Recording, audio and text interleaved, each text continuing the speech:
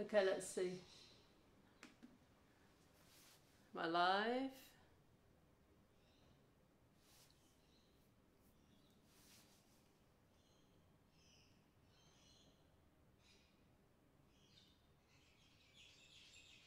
Come on, don't say vodcast. Sorry guys. Okay, looks like I'm in. Hi guys, Jackie M here. One of my Twitch live streams. I'm doing homemade rice noodles today, and again, if you've got any problems hearing me, let me know. I'm on the brink of losing my voice, so I'm sounding a little bit a little bit husky today. But if you've got any problems with my audio, let me know. It may be mono audio again, I don't know. I tried to actually kind of play around with the audio settings. I don't think I got very far with it. But yeah, don't forget to say hello. If you're watching this on a Friday, what are we today? Friday the 23rd of June, Sydney time, 12:30 p.m. Then this is live. Oh, you know what? I just remembered. Hang on. I was going to change my Nightbot to say that this is live, because my Nightbot is set to say that I'm not around at the moment and this is a vodcast, etc. Hang on. Where are we? Okay. Disable. And live stream enable. Okay, this should be okay. Radio. And yeah, so my name is Jackie, and for those of you who don't know me, I've been live streaming on Twitch just on 4 months now. So I'm just going to turn this on quickly. So what I'm going to do today, I have done before numerous times, but basically in the past I've done it based on the one recipe which I'm familiar with. What I want to make what we call rice flour, basically rice noodles, okay, steamed rice noodles. Basically it's made with rice flour, a combination of rice flour and tapioca flour as well, okay? So I've done this on television in Australia, and I've done this on YouTube, and I've done this previously on Twitch in the very early days. But this is the first time I'm going to actually play around with the recipe a little bit, because I've always used the one recipe which I'm familiar with. But today, just to give a quick shout out to I Cook, I Bake. She's one of my regulars here on Twitch. She actually sent me through some links to some recipes for these rice noodles, because yeah, I'll go into it a little bit more about why we're going to experiment with different variations on the recipe.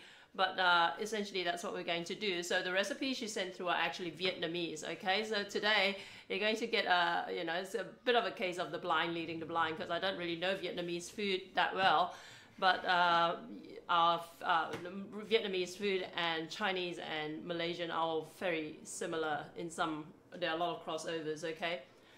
So she sent me through a couple of rice noodle recipes from Vietnam. So we're gonna have a go at that. And also we're going to make my regular one as well, so you can see what I'm talking about. And also we're going to make different ways of serving these rice noodles up, okay? And also a quick shout out to Lenovo Australia for the laptop I use for my live streaming. I'm using a Lenovo IdeaPad Y700, which is a gaming laptop. And separately, I am using you can see this here, you can't really see this. This is my fabulous ThinkPad X1 Yoga that I use to watch the chat and all that. Okay, so make sure you say hello and tell me where you're watching from, and hit me up with any questions. I've now got a Discord account set up. I don't even know how to describe it. It's a Discord server, Discord channel, a Discord account. But if you type in the chat just ! Discord, that will give you the link to my Discord details, all right? And you can connect with me there and ask me questions, especially because I've been doing these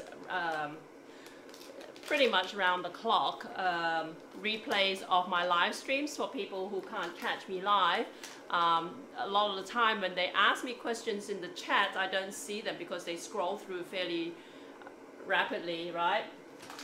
So if you've got any genuine questions, you can troll me if you want, but you're going to regret it. But if you've got any genuine questions, I just want to say hi, right?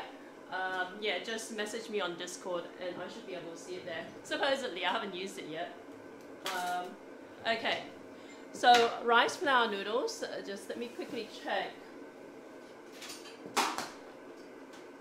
Okay, sorry. I just got a message pop in, I just thought someone would tell me something private. Rice flour noodles, now, like I said, is a combination of rice flour and tapioca flour. I'll show you what they look like.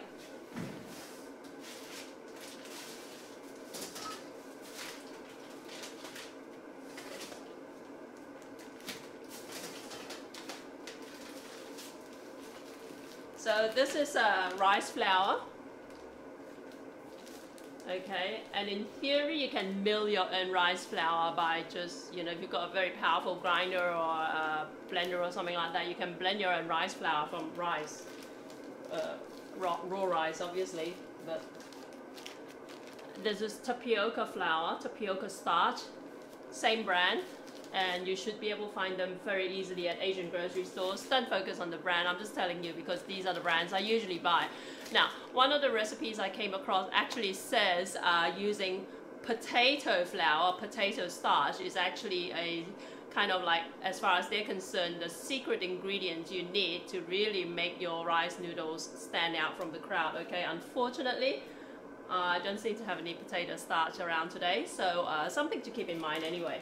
Like I said, there are lots and lots of different variations with this particular recipe. The one I used to use, right, and you can actually microwave as well. I think on my YouTube channel, which is just youtube.com/JackieM, there's like 300 videos there, so I'm sorry about that. But if you do a search for Cheecheongfun, CheeCheongFun, which is the Malaysian name for it, or rice noodles or something like that, you should be able to like find my recipe for doing this just using a microwave oven. I know some of you guys are averse to using microwave ovens, right? But those of you who are not, or those of you who are like wanting something pretty quick and easy, what I'm doing today, I'm going to be using a steamer for it, right? Well, one of the things I'm using is a steamer, but you can in fact, like with the same batter, you can actually just kind of like microwave it in a pan, right? Okay, so it's something to keep in mind as well. So what I want to do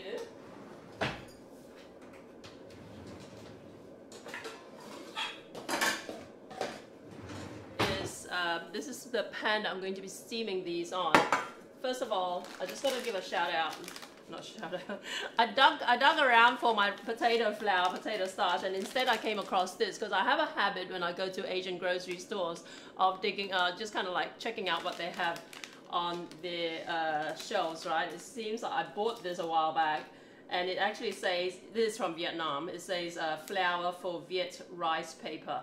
Okay, Viet rice paper, and they call all kinds of things. If you look on YouTube, one of the links that I Cook I Bake sent to me actually says it's for making rice flour cake. Okay, this is not a cake, but you know, it's just in the course of like, you know, translation sort of thing, things get a little bit messed up.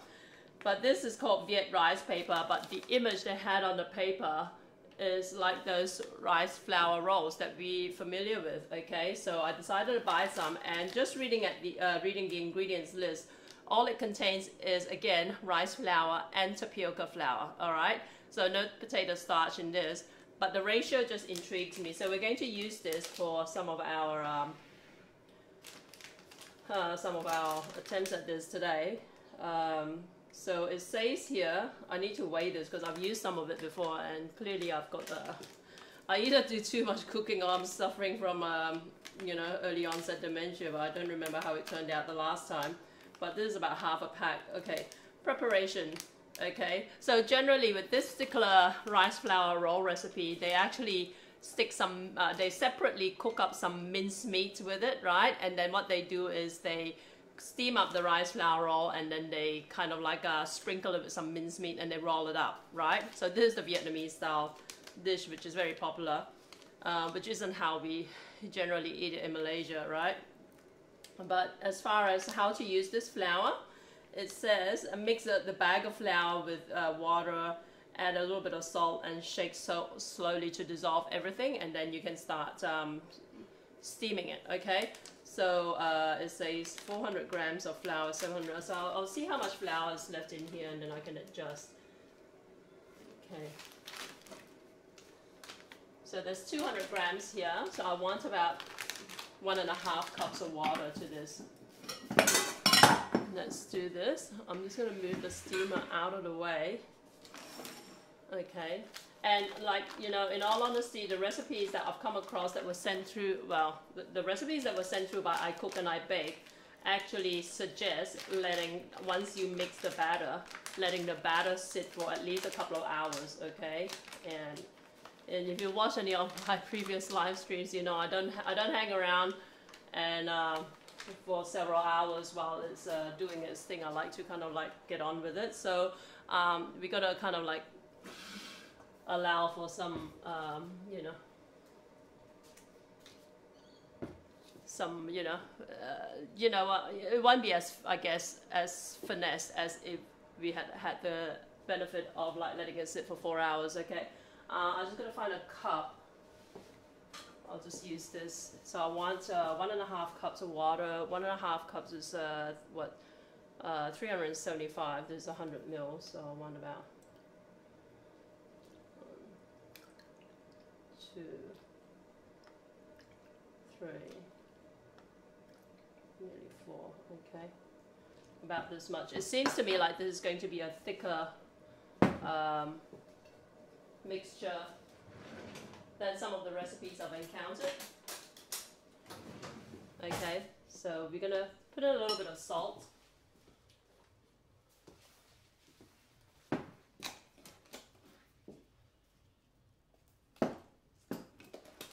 Okay, so yeah, this does seem thicker than like my average.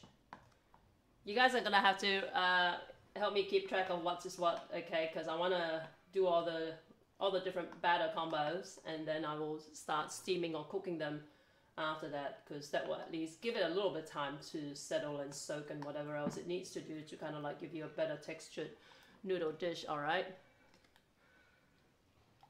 so let's just mix this in, and you could, like, if you've got like a blender or something like that, just blend it in there to speed things up a little bit. You know, I might even do that because I've got some little lumps in here. So let's tip this into one of my blenders. And just for the record, right, reading through the ingredients list on this packet of pre-mixed rice flour roll packet, it has a ratio of only like of 90% rice flour and 10% tapioca flour. So the ratio, this ratio here is actually very close to my personal recipe for making rice flour rolls, all right? So we'll see how this turns out compared to some of the others where I'm going to manually mix in the ratios separately, okay?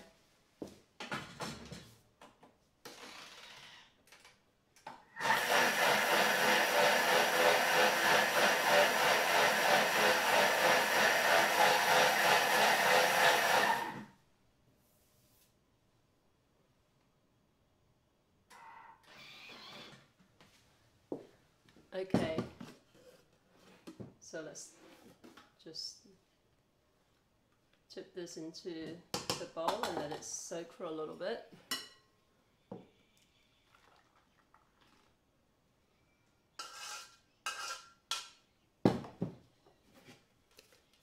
I don't know why I smell Marmite all of a sudden, it's very strange. Someone asked me a question on my Marmite chicken recipe on LinkedIn of all places. This is the first time. LinkedIn is usually where you kind of like talk business or whatever, you know. And someone actually asked me about my Marmite recipe on LinkedIn. I thought that was quite funny. So there you go. Okay, so next one I want to do, there's the recipe that actually, you remember there's a 9:1 ratio of rice flour and tapioca flour. There's another recipe that has a 1:1 ratio of rice flour to tapioca flour. All right, so this is going to be quite interesting. There's quite a big divergence, right? So half and half of this. I'm not going to do all of that because I'll never be able to finish all this food.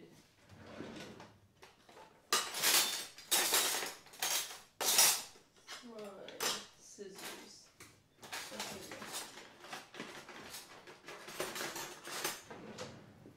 Okay.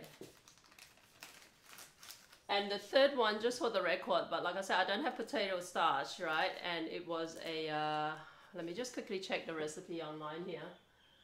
Where are we?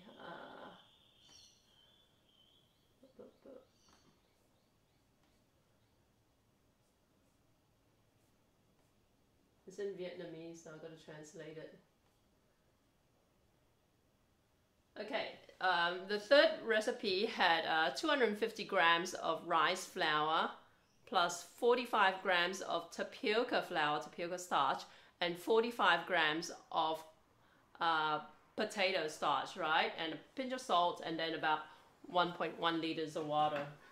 So there's something to keep in mind if you want to experiment with it later on, but I think I might skip that one since I don't have potato starch. I could actually double the well, let's see how we go with these two in the first place, right? And then if I want, what I can do is do a third batch of 250 grams rice flour plus 45 of the starches, which will give me 90 grams, which will then be a ratio of about so a 250 to 90, so it's about a 1:3 roughly ratio of like rice flour to the starches, okay? But this one, let's do half and half. I need something to scoop this out with. Hang on, let me just quickly check how much water it says.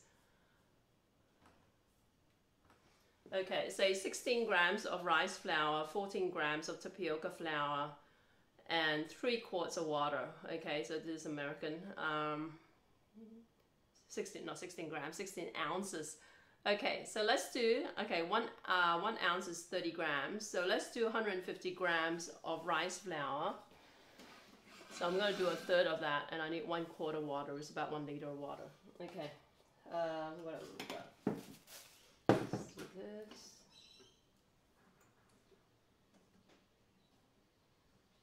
Okay, so basically a third of a pack. It's actually slightly less tapioca starch to rice starch. Okay, it says 1 bag of each, so presumably whatever brand of tapioca and rice flour this person buys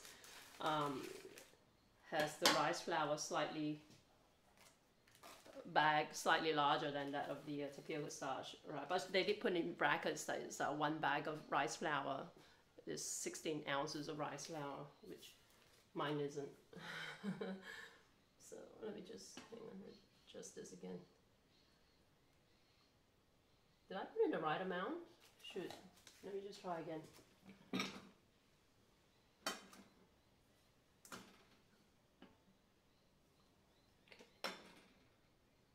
Okay, no, I did not. So this is only about 100 grams. 150, closer to 150. Okay.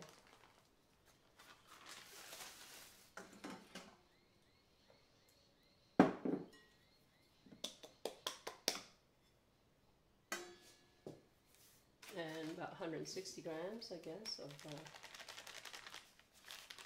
rice flour. Okay, so virtually a 1:1 ratio, just marginally more rice flour than tapioca flour. Okay, and then I want a liter of water. Okay, how much have I got here? I've got under a liter. Where's my other thing of water? Hang on.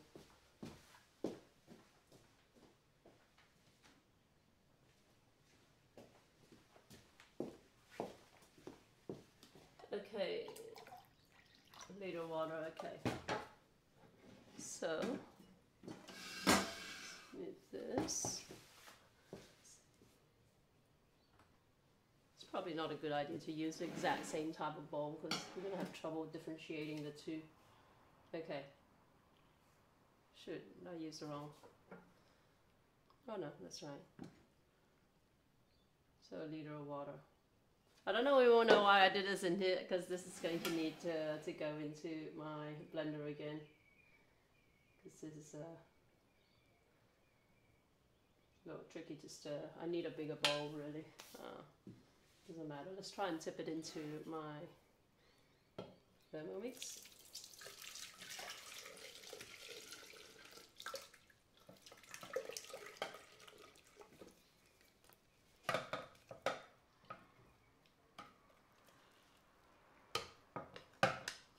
They always say a teaspoon of salt in the batter, regardless of, it seems to me, regardless of how much, how big a batch they're making. So it's all what we call aga, which means to guesstimate, right? So to this, I'm just going to add about half a teaspoon of salt to it.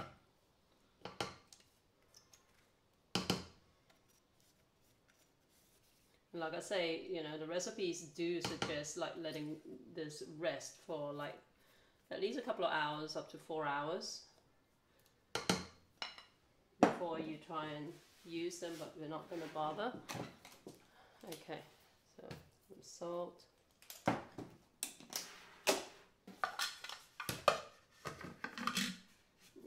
Okay.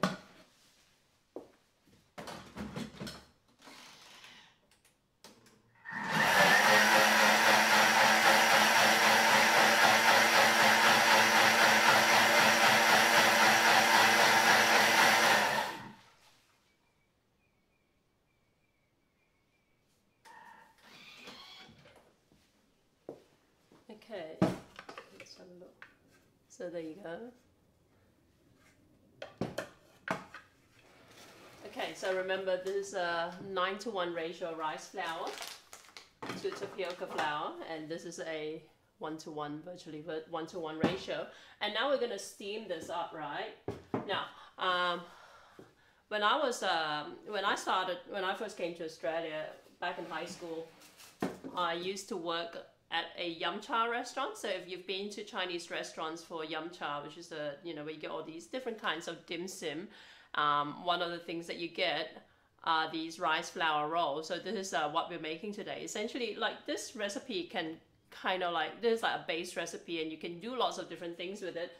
But the yum cha restaurants, or basically the Cantonese style of serving this, is one of the ways they do it is essentially to put like filling in it, like either prawns or beef, usually beef mince, like, you know, and also with barbecued pork, diced barbecued pork, right? So that's what we're trying to make today. But what they used to do, because I used to work in the kitchen sometimes at the Chinese restaurant, is that the way they would steam it, they have like these big rectangular like steamers, okay? So they're almost like a tabletop steamer. I think they're freestanding from memory, but they're specially designed steamers, rectangular in shape. So if you can imagine this big water bath with like a rectangular tray with holes in it, like steaming tray sort of thing, what the cook used to do was he would have these cloths, right? And like these are rectangular cloths. He'll place the cloth on top of the steamer with the holes, and then he would ladle this mixture onto the cloth, spread it around a bit, cover it for like, you know, however long, 30 seconds, open it up, and then he puts the filling on it, right? And then like cover it again, let it cook. And then when it's done, what he would do was actually like scrape up the now set batter and roll it up into a roll, and then flip out the cloth onto his working bench, and that's how you get your, and then he'll chop it up and then place it on the dim sum tray, right? So that's how you make the Chinese rice flour roll. When I was in Thailand a couple of years ago, and I was doing some filming over there, what they did was, if you're familiar with these Thai steaming pots, right? They're kind of like an hourglass figured pot. And sometimes, if you're familiar with Laotian Thai cuisine, what they would do is they would stick a steamer basket on top of these. These pots will be filled with water, and they will sit under a stove, and with the water boiling, they'll stick a bamboo weaved basket on top, and that's where they steam the rice, sticky rice usually, and then they cover it, right? But the other way they were doing this when I was in Chiang Mai in Thailand was these same shaped pots, right? Basically, they're quite tall, about this tall maybe, but they kind of like go hourglass like this. And then at the top, what they did was they covered the top with some cloth. And it's not just any cloth, because I've tried it over here with muslin, and muslin is just the holes are basically too big for this to work properly. I Googled it online, and I Bake said that you can actually use bed sheets for this, right? I Googled online, and someone else says, no, you can't just use cotton sheets. They have to be like an 80-20 nylon to cotton ratio of material. But essentially the idea is you want to drape like a material over like the opening of your steamer basket, right? Like I said, in Thailand, theirs was like an hourglass shaped thing, and the top of it was kind of like had this piece of cloth tightly wrapped around it. And then what they would do is they would ladle, again, this kind of mixture onto it, and then cover it and cook it, and then they scrape it up, right? They'll put filling in it, or they might not, depending on what they're making, and then they'll scrape it up. But that's how they made it. But absent that kind of contraption, absent the tightly bound cloth or the strange cloth I used to see in Chinatown, we're just going to steam this on these trays, okay? So we're going to have to give some allowance for the fact that the trays being a solid base, right? They're going to not actually, they're not going to be as delicate as fine, because they lack the, that mechanism of essentially, you know what I'm trying to say, of essentially, making your, having some of the batter kind of like strain through some of the cloth, and just giving you like a nice, very, very thin, delicate layer on top, okay? So using a solid base like this is just going to be a solid piece of noodle, okay? So let's do this. What I want to do, like I said, you can actually do this in a microwave oven. The only thing is that your microwave oven has to be like completely level. Otherwise, if you stick like a layer of like this really runny batter on a tray in a lopsided microwave oven, you can imagine like, the batter will kind of like be lopsided as well. So the thickness will not be even. So I want to just kind of like brush this with a bit of oil. And I'm just going to preheat it like very briefly, okay? Now, one of the recipes for this, right, actually, instead of just steaming this in a steamer, they actually just cook it in a frying pan. So we're going to try and do that as well and see how that turns out. I bake. Oh, hello, how you doing? This one, mommy, hello. I cook, I bake, hi, how you doing? So... yeah, I've got a little bit of a cold, so I'm just about to lose my voice.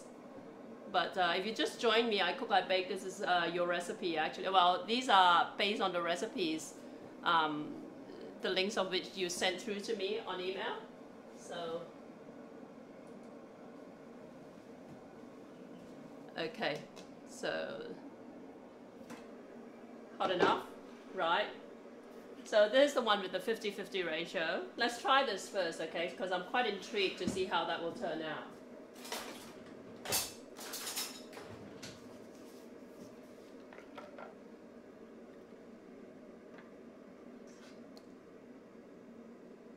Okay, so you can see that right away it's not evenly spread out. I want to cover this quickly and let it like partially set, so that I can then kind of move the tray around a little bit so that it covers the base properly, okay?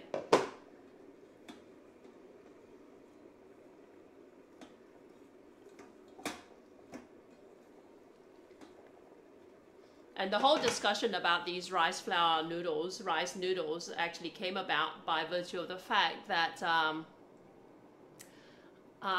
in Malaysia, these rice noodles, right, you can actually slice them up into basically rice strips, all right, and then you can use it in you can use it in a I'm just going to put a little bit more because it's not quite enough to cover the base of it. You can use it in stir fries or in noodle, like in soups and that sort of stuff. And because I Cook I Bake actually comes from a particular part of Malaysia that's famous for what they call ipo sa hor fan. Sa hor fan, you know, basically relates to these kinds of noodles, but in a soup, right? Or usually in a soup.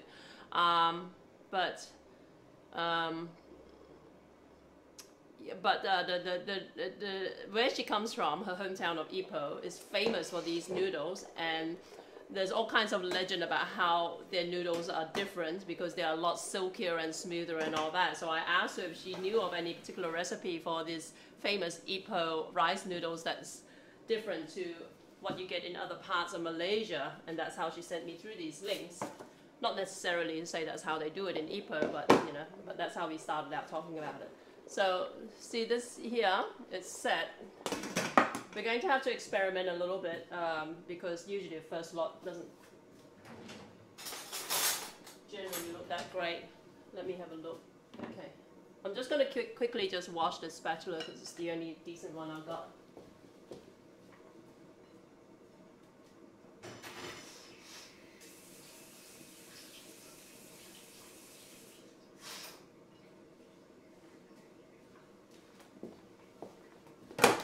Okay, so you can see a 1-to-1 ratio gives you a very, very translucent noodle, okay? And what you want to do is actually just roll it up.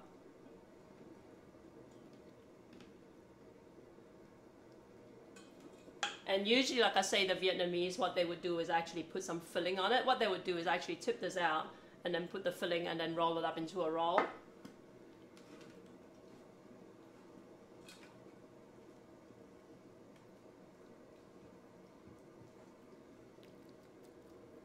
And then they'll serve it with like, you know, usually a fish sauce or a fish-based sauce or something like that. In all honesty, this one, Mommy and I Cook and Bake. You guys would be more familiar with the Malaysian style of eating this as well, sort of thing. So we're not going to attempt to make the Vietnamese sauce or anything with it.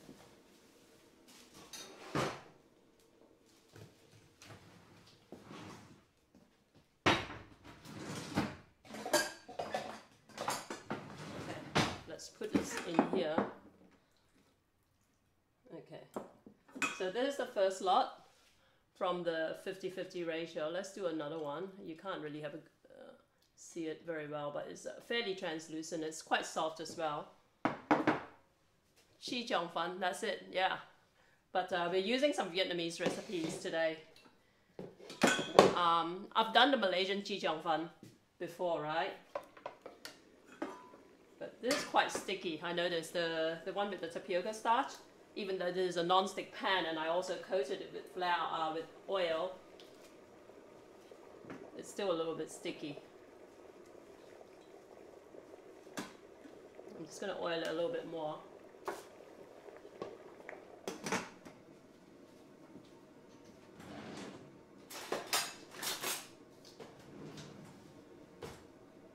Okay.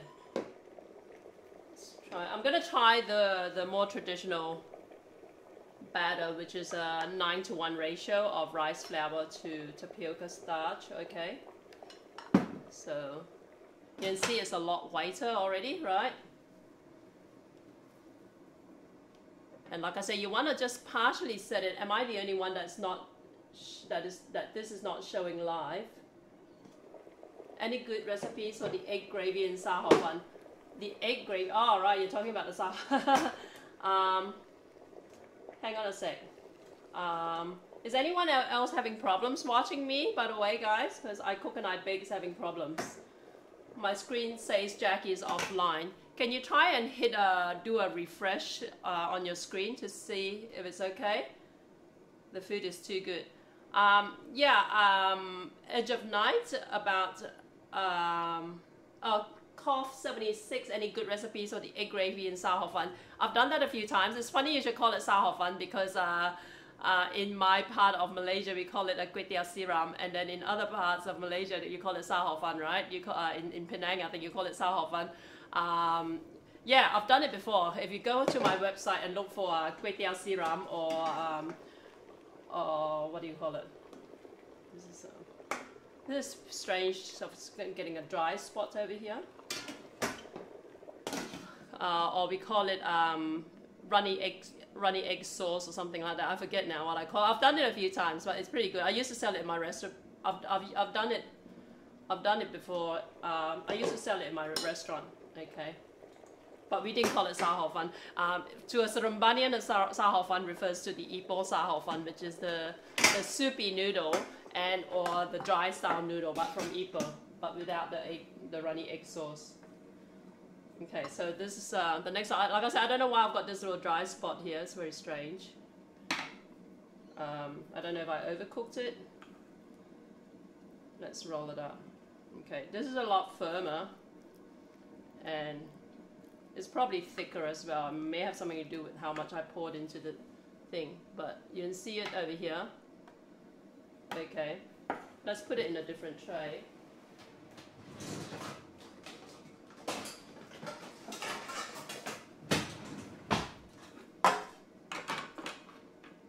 I have the Vietnamese with sweet and sour peanut dip. It looks familiar. Vietnamese with sweet and sour peanut dip. Huh, that's interesting. The ones that we can buy here in Cabramatta, which is a part of Sydney that has a lot of Vietnamese stores, right? Let's see this one here. You can see it's a lot more solid, but again, it may have something to do as well with how much of the batter I poured in. So it's a matter of trial and error. But usually, look, it depends on what you're using it for, right? If you were eating this like as a delicate kind of like steam roll, it may be a little bit too stiff.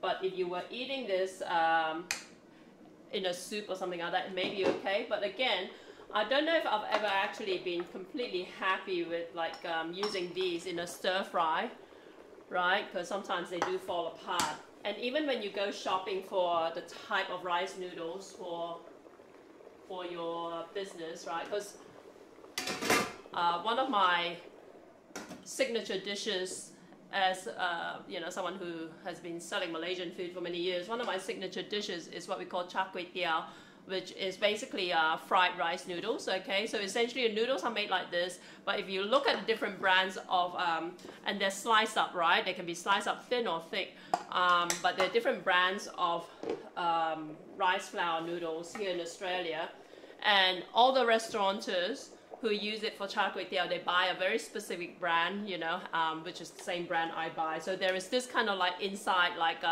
trade knowledge about which brands are good for what use of this same. I mean, you know, on the surface they look like they're all the same, all right, but we restaurateurs who use it for our business know which brand produces a particular formula for these noodles that work best for our recipes. Okay, so let's try this again.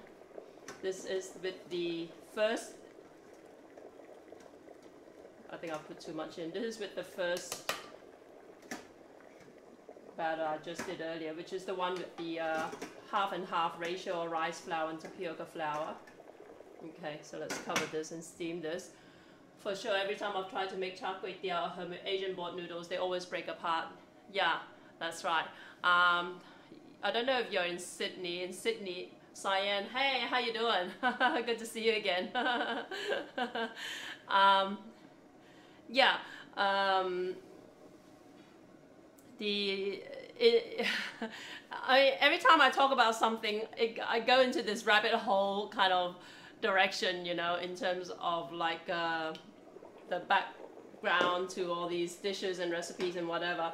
But see, in Malaysia, char kway teow, there's primarily two versions, all right? There's the version from my part of Malaysia, which is down south, and then there's Penang char kway teow. So in Penang, they use a different kind of noodle.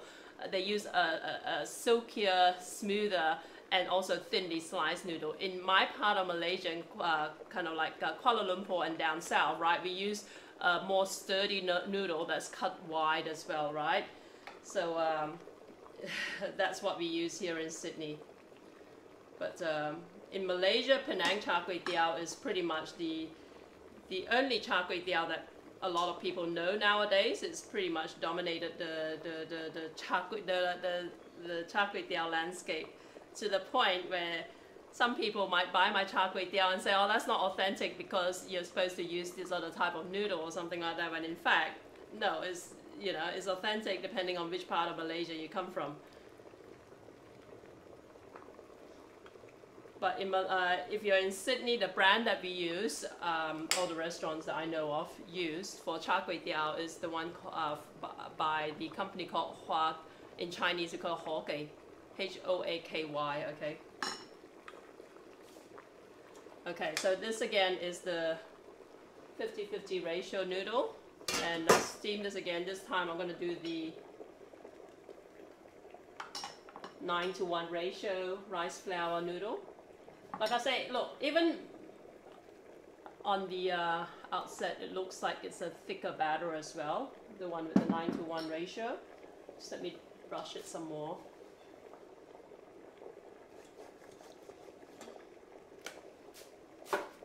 And we're going to make a couple more, and then we're going to start to get a little bit creative and put other stuff into it, right? Edge of night. Do they taste this? Is crazy busy lately. It's great to be back. Good to have you back, Cyan. Yeah. I actually sent you an email, and now I realize I sent it to your work email, which is Jackie, which I presume you never actually received, so I just space it off after that. Okay. This almost seems to me that it needs more water, okay? So I think I'm going to have to add more water to this. This is the one based on the packet instructions, okay? So this wasn't actually manually mixed by me, but it seems to me like it needs more water. It's quite strange as well that it looks almost powdery, which isn't how my recipe turns out usually. Do they taste the same? The char kway teow, they taste a little bit different. The southern char kway teow uses a darker sauce, all right? And you know, it's quite funny because when I first came to Australia, and then subsequently someone bought me a Malaysian cookbook, brought it over from Malaysia, and they had a picture of char kway teow, and it was actually the Penang version. I was thinking, they got the wrong picture. That's not char kway teow. That's how divided it is cuisine-wise, you know. So like when I finally opened my restaurant, I caught the same crap from this white guy of all people, you know. He paid me like, I forget how much, about $15 or $10 or something like that for my char kway teow. And I cooked it up for him, and he said, that's not char kway teow, you know. I've lived in, of all places, he said, Bangkok. You know, I spent 30 years in Bangkok, and this is not char kway teow. The other point of difference with the Penang char kway teow, again, I'm going down this rabbit hole again, right? But another point of difference with the southern char kway teow where I come from is that we usually add a bit of Hokkien noodles, the egg noodles, into our char kway teow, all right? So first of all, our noodle are the white cut ones, so they're a little bit more solid, right? And also we usually add a little bit of like the yellow egg noodles in it as well. And this guy got really, really mad at me. So I told him, oh, look, you know, I come from the south and it's different, you know. He said, oh, there's no such thing as a different, you know. Like I said, you know, I get really like, people are stupid when they say they went to Bangkok, and they reckon because they went to Bangkok, which isn't even in Malaysia, for God's sake, that therefore they know all about the food that I grew up eating, right? And I'm an authentic Malaysian, and they have the gall to tell me I'm doing it wrong, you know. So it's quite ironic. So anyway, he walked off without taking my food, so I sold it to the next person again. It's so stupid, but people are idiots, you know. Anyway, hello, and pork skin crackling to CKT. Yeah, if you eat pork, yeah. If you're Chinese and you eat pork, I'm Chinese but I don't eat pork. I'm like one of only about 6 Chinese people who don't eat pork. Like I say, look, this was from a commercially prepared packet of char kway teow, rice noodles, okay? And for whatever reason, I'm getting these dry spots in there. So I'm gonna take it out, I'm gonna throw it out, and I'm gonna make my own, I think. Just let me toss it. But it's very, very unusual. I've never seen anything like it. But when I steamed it, I'm getting these dry spots.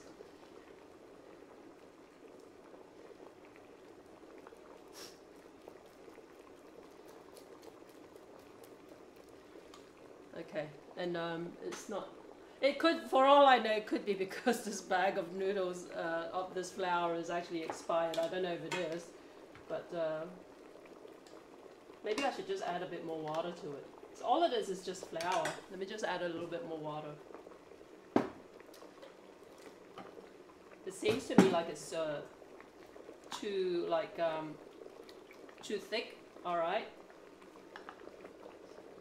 So let's see how it goes with this. I'm just gonna run up the back quickly.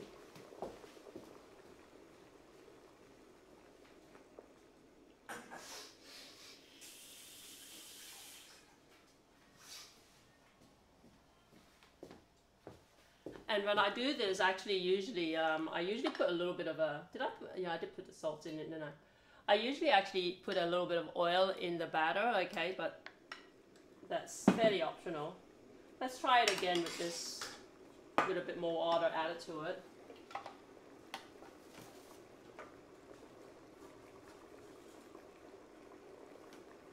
Okay, let's heat it up quickly.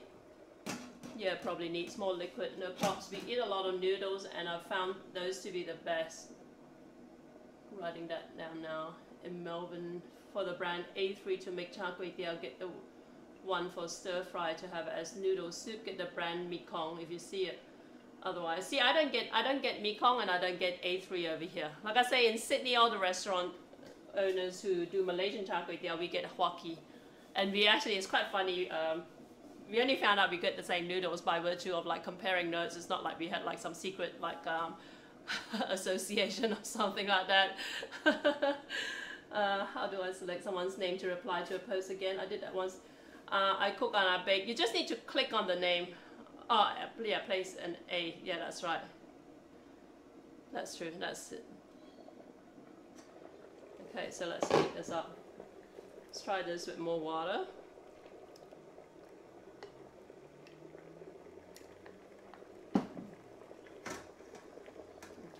I want to get this right before I start like getting fancy and adding other ingredients to it, okay? But again, I think I might have put a little bit too much in there. As far as the stuff that go into this, right? A simple one is dried shrimp.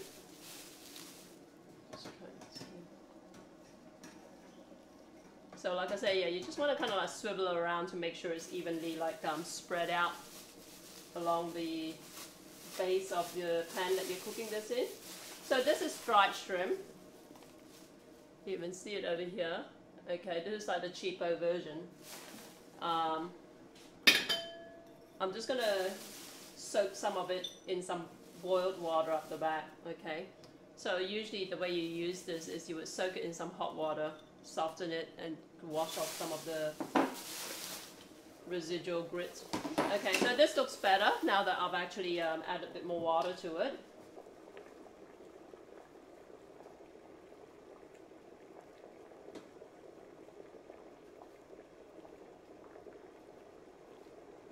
And it's quite interesting as far as the ratio of rice flour to tapioca flour. If you look at, have a look through the ingredients list of like some of the noodles you get at your Asian grocery store. They almost invariably, like if they're like fresh noodles, they almost invariably will say contain both rice flour and tapioca flour. But I guess depending on the ratio, sometimes you might see them actually called tapioca noodles, okay? So if there's a higher ratio of tapioca flour to the rice flour, it will say tapioca noodle, and vice versa. Because I've seen noodles not in this shape, but that are like tubular, not tubular. They're what we call long shi fun. The Malaysians will know. Is this going to be a soup? It can be, but I probably won't make it in a soup today. We'll see how we go. I want to keep making these until I get them consistently looking okay. And I'll put some filling on them.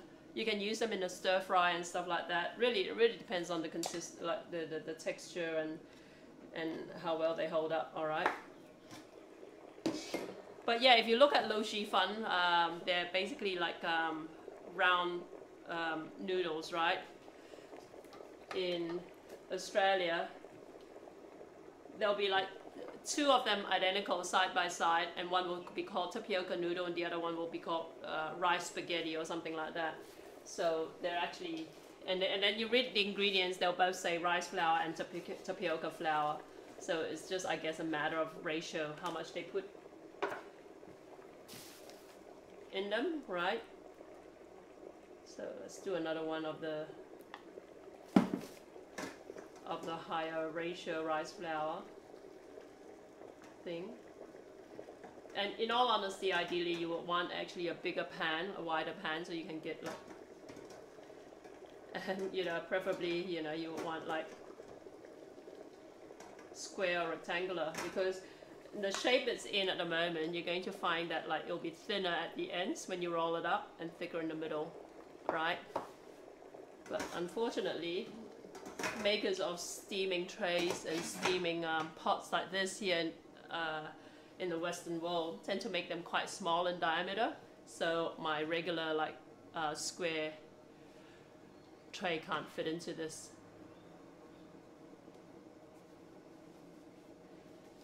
Okay, so far I've got these 3. These are from the 9:1 ratio rice flour to tapioca flour, and these 2 are much more delicate. They are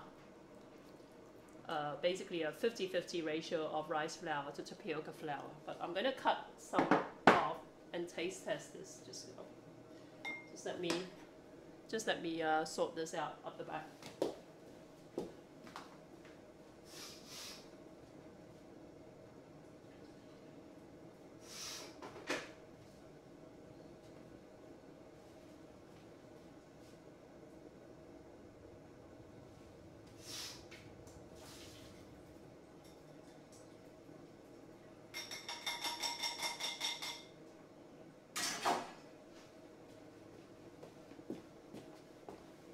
Okay, so that's it here. I'm going to actually add some spring onion to that. I'm going to sneeze, hang on. Excuse me. Sorry guys, I'm just coming down with a cold, so I'm just a little bit, like my voice is on its way out. And I'm all congested. There you go.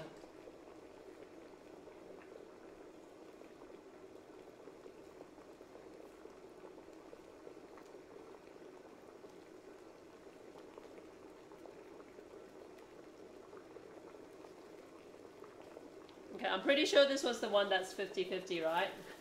Guys, you have to help me keep track. I'm not even sure. Okay, let's do another one. Let's do that, and actually, you know, that might be the regular rice flour one.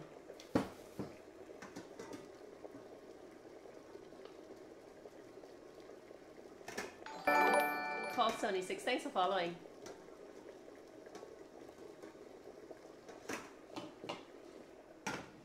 So the good thing about using this in a steamer is that you can actually just kind of like swivel around, right? Whereas if you're doing this in a microwave,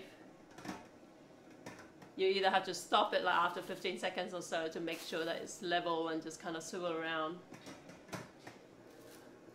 Or yeah. But yeah, if you've got a completely level microwave, it's easy. Just that you throw it in, zap it for 1 minute, and that's it, you know.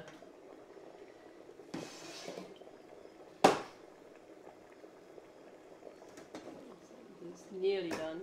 Let's do it a little bit longer. So one of these recipes, I think it's this one here, the one with the 50-50 ratio.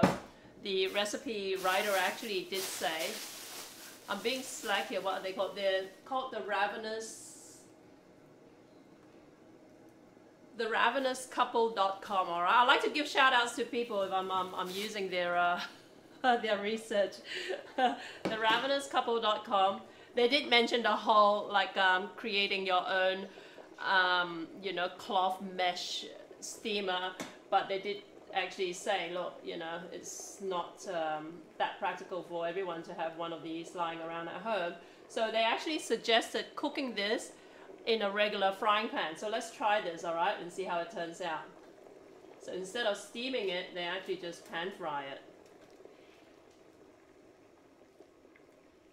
And I've never done that before. It'll be interesting to see. Oops, I just managed to break it in half because I wasn't very careful with it. Okay, so this one here is very, very sloppy. Okay, so this is the one. You're going to find the tapioca starch noodles would tend to be more starchy, right? And tapioca starch actually adds like that chewiness to a lot of stuff. Let me just move this. Let me move this away, and try it with the frying pan. And see if you can just achieve like decent results with the frying pan. Okay.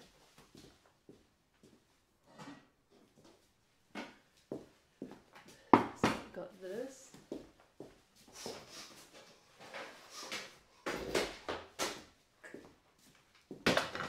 Okay. Let's do this. I've seen that done by my grandma in the pan. Is that right? Color transparency looks like it was the 50%. Looks like the 50% would be better for soups. Yeah, I agree too. Not sure how it will hold up in a stir fry. I tend to agree too. The 50% one would probably be, you know, that's why I was like I said, the whole conversation started because I was hoping to find something that's similar to the Ipoh hor fun that's so famous, right? Because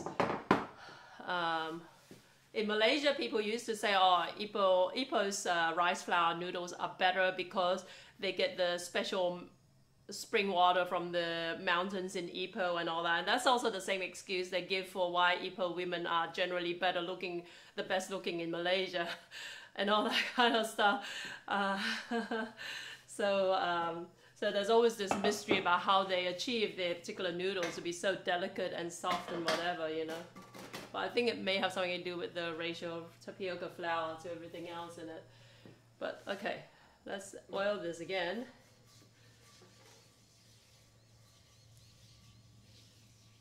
And in all fairness, like I said, the Vietnamese recipes that I cook, I bake showed me for these noodles are geared around how the Vietnamese eat rice flour rolls, which is that they use mushroom or yeah, kind of mushroom, I think, plus mincemeat that they actually stir fry separately, and then they basically make these rolls, and after it's cooked, they kind of like spread this mincemeat filling into the rolls, and then they roll it up, and then what they do is they separately make a sauce to go with it. You can have, apparently it's quite traditional for them to just have straight fish sauce.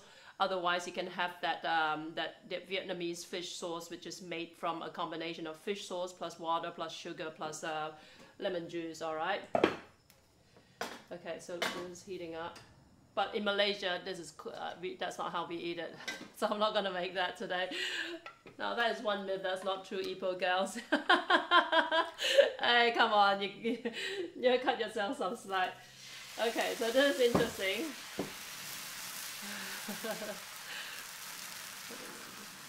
Well, it's already like, it seems to me like it's already too hot. I don't know if I shouldn't have overheated the pan to the extent I did. But you can see it's all bubbly and a bit rough. But let's cover it and let's see how it goes.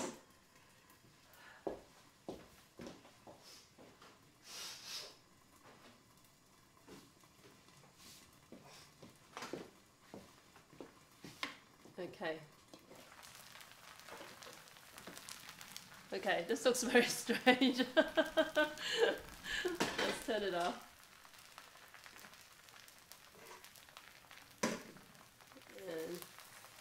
Okay, so obviously because it's been pan fried, it's actually a little bit like crusty.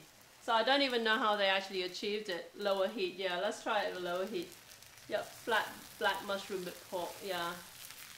We pour curry sauce over chi chong fan too. Yeah, I've heard about curry sauce with chi chong fan. Okay, I'm just gonna like let this cool down a bit, right? A little bit more oil in it. But it's not easy to end up with like crispy noodles doing it this way. Okay, let's try this.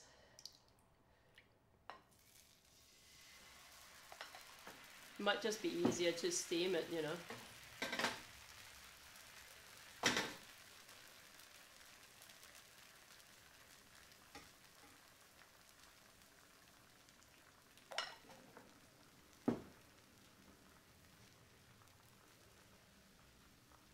Okay, but famous Malaysian from Ipoh is Michelle Yeoh, who was in she was in one of the James Bond movies, right? Apart from other things. I miss how you made that mixture you're pouring. Oh, it's very easy. It's just rice flour plus tapioca flour. I'm actually trying out a couple of different recipes. So this one here has a 50-50 ratio of rice flour and tapioca flour plus water plus a little bit of salt. And this one has a 9-to-1 ratio of rice flour to tapioca flour with water and salt again as well. But both of them essentially are meant to produce just the same dish, but like I said, just different recipes for the same dish. And look, this pan frying thing is just not working out because apart from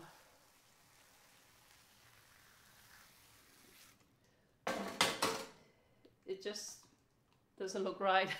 It looks like bubbly, you know what I mean? Even though it's not so hot that it crisps up, it just kind of looks bubbly. So we're gonna go back to the whole steaming thing. Let's get rid of this. I did think about the whole, yeah, I did think about this.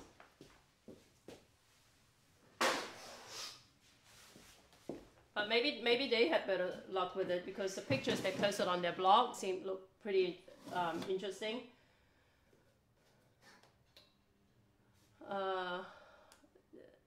In old days, we could find ji chong fan that had cooked seng kwang filled in them. Yeah, look, I've actually tried making that. Seng kwang, by the way, guys, is jicama or yam bean, but it's very hard to get hold of in large quantities, or certainly for a decent price here in Australia. But you know what? This is called what they call telok intan ji chong fan that had like cooked yam bean, like diced up, and then it's fried up and then it's kind of spread on these. And I've tried making it before, again with my frozen yam bean. It wasn't very good. I need to experiment with it some more, but obviously because yam bean is quite rare in Australia, I haven't really had the chance. But it's one of the fond memories I have growing up in Malaysia, because it's actually meant to be quite specialized. I didn't realize it that. I mean, I didn't have it that often in Seremban either, but I remember there was one guy who used to sell it. Yeah, it was very fascinating. Okay, back to the 9-to-1 ratio of rice flour to tapioca flour. Let's just do one more and then I'm gonna start putting filling in them, okay? So you want to, like I said, just lightly cook it and spread it around. When it starts to actually heat up the base to the point where the batter will stick when you swivel this, okay?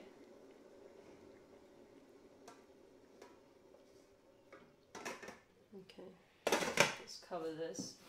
And I've got the dried shrimp over here, okay, that's been, well, it's not, I basically poured some boiling water into it, but it could probably use a little bit more soaking, but I got impatient and just tipped it out. So I'm going to add to that just some spring onion or green onion, whatever you call it. Should use a knife. Turn it up a bit more.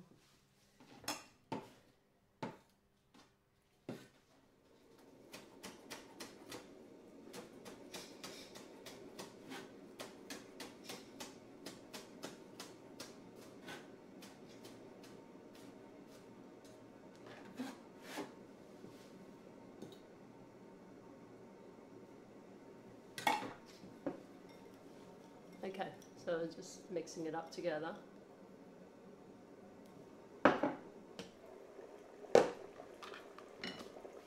Look, because this has more water added to it, it's is looking quite translucent as well.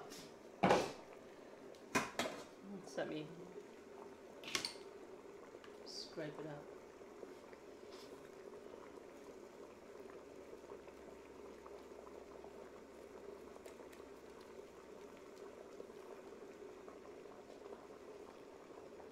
Okay.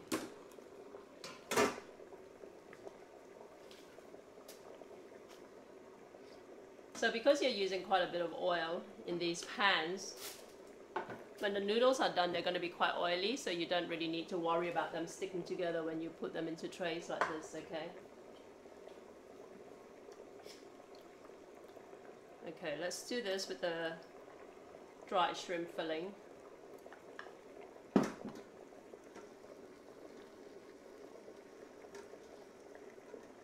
And then we're going to do a few more. I think we can do some afterwards that we can then pan fry and serve with the sauce. I'll make the sauces that go with it. And someone mentioned earlier about the this is so labor intensive. It's a lot easier when you microwave it if you're not averse to eating microwave food. But just think of like you know, like if you can't get a hold of rice noodles in your part of the world, this is actually very easy to make. It's just, yeah, a little bit like finicky. A larger family than two.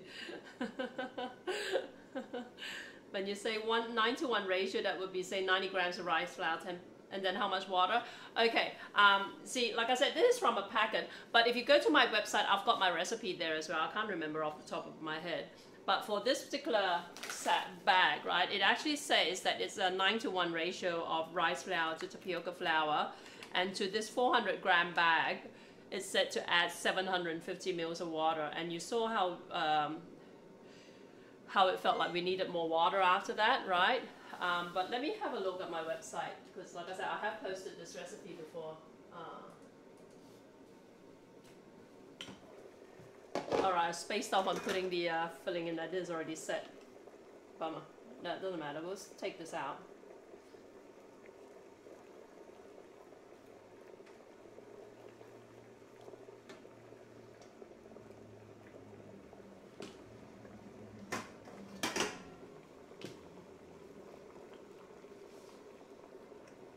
This is the sort of thing that you want to like batch make, you know what I mean? You don't want to just kind of like you set aside like an afternoon or so to make a big batch for your family, and then it becomes automated, you know, especially if you've got that what do you call it, that cloth thing, right?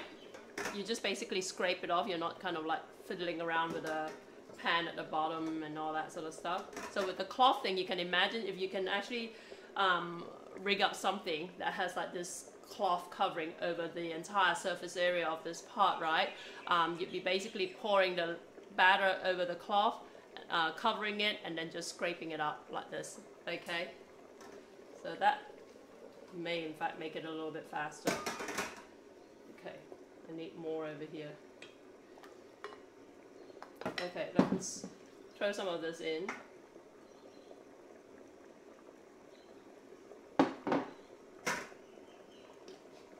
Cover it and cook it a little bit more, but let me have a look at the recipe.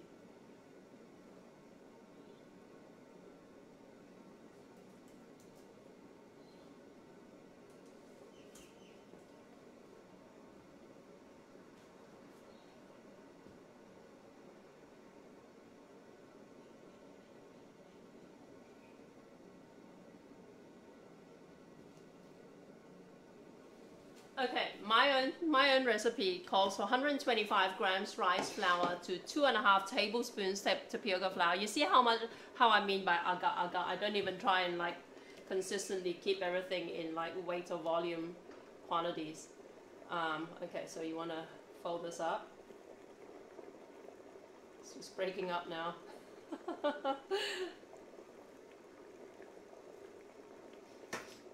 I'm not sure if I'm too impressed with this packet rice flour noodles. I don't know if it's the formula or if it's the fact it's been sitting around in my pantry for God knows how long.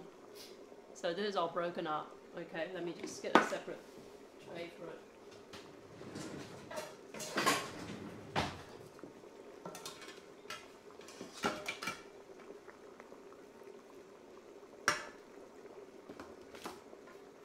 And let's try it with the 50-50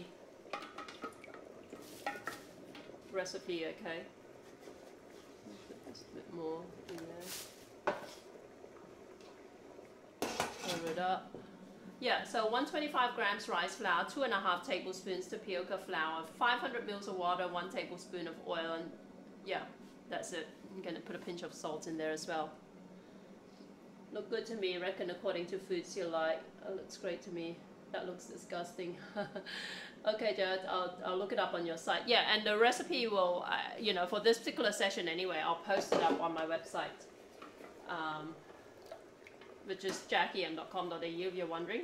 Okay, so let's, another go.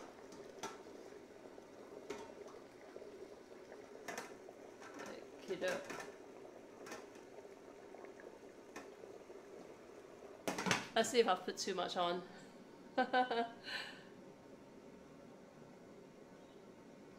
If they had made, they kind of look like pot stickers. You know, it's interesting you should mention that, because when I was in Thailand, what they did with one of the, you know, like I said, this is kind of like a base recipe for a number of different dishes. What they did with one of them was they actually they made tiny ones, right? So the circle was quite small. And then in the middle, they actually put in this filling that had peanuts as well as meat and a lot of sugar. So I find that a little bit odd, but the Thais like their sugar in their savory dishes.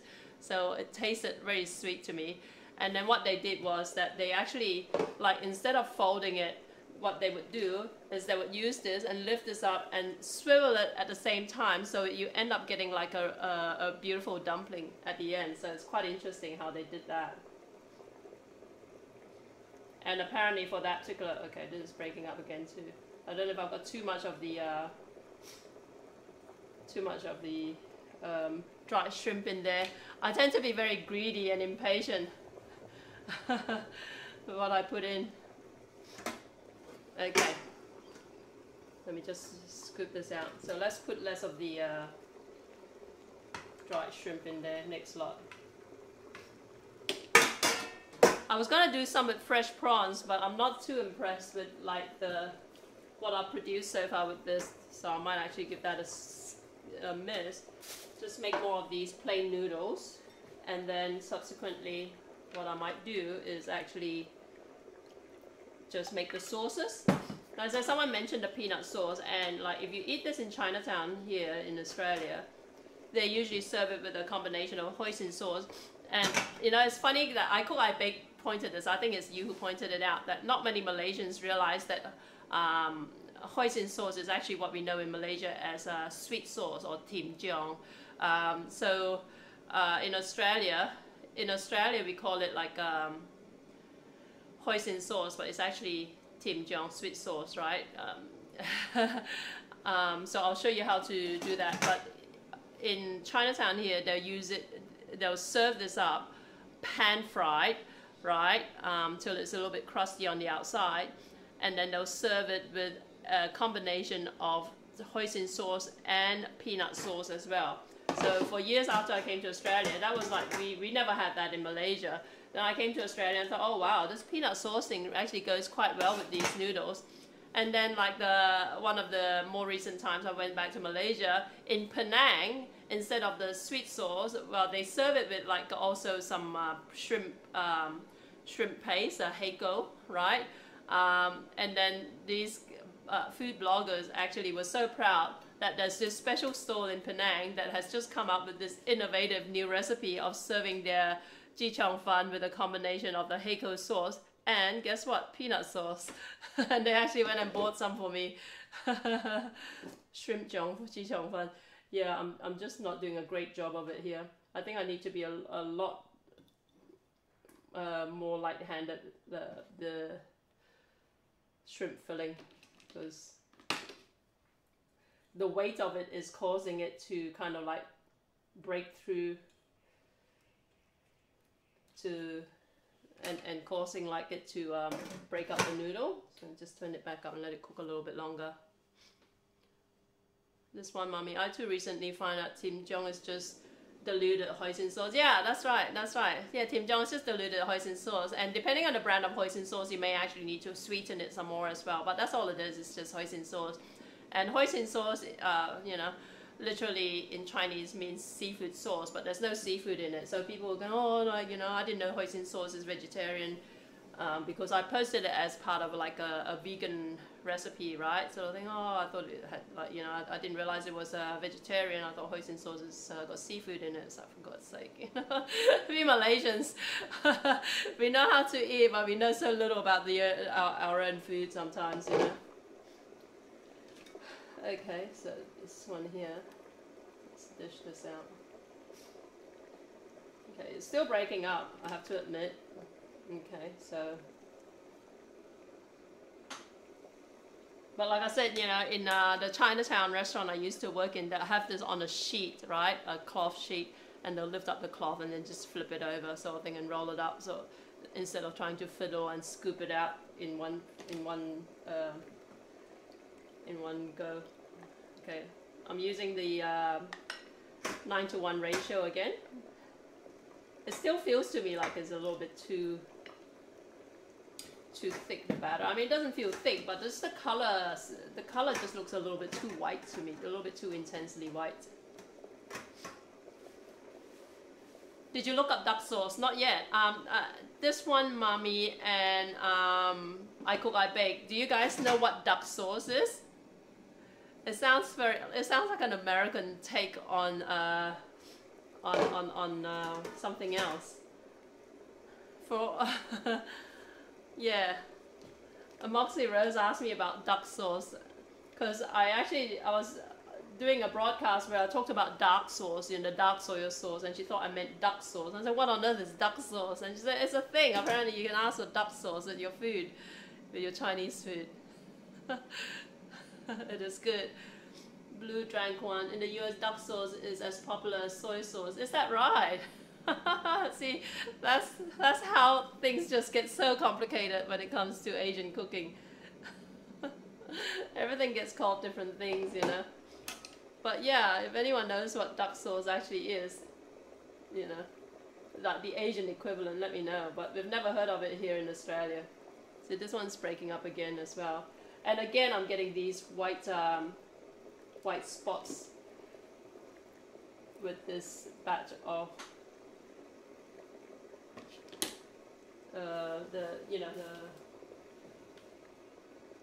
the batter. Okay, we're gonna stick with the 50-50 ratio from now on. I think I need to use this up. We have two versions of duck sauce. One is orange sweet and sour sauce, and then there's another version that is yellow and sweet but less sour. I have no idea what they are. What are called duck sauce? Get it in America in any Chinese restaurant. This one, mommy, you'll have to tell me. You're in America and you're Malaysian. What on earth is duck sauce?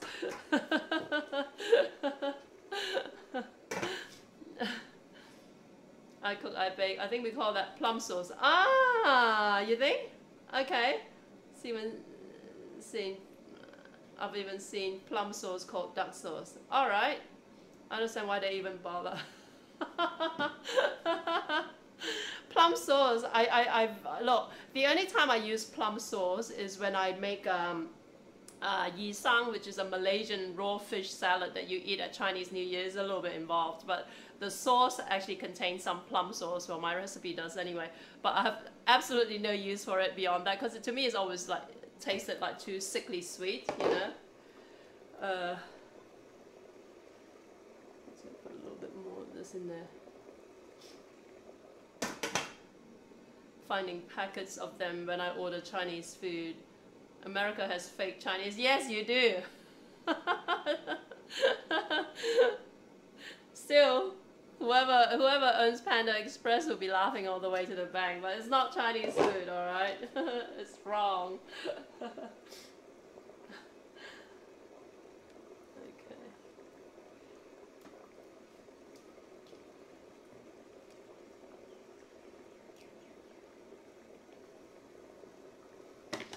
But yeah, I actually thought duck sauce might have been hoisin sauce, but no, you're right. I think it might be plum sauce.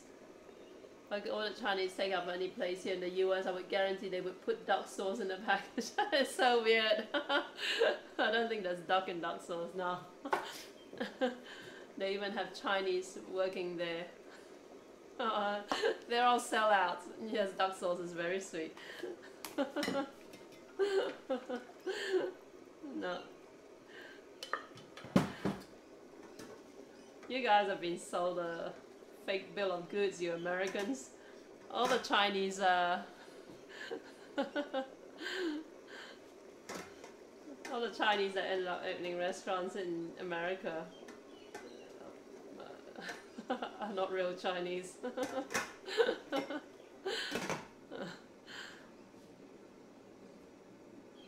But Chinese food varies as well. Like, but in Australia, the Chinese food we get in Chinatown are predominantly from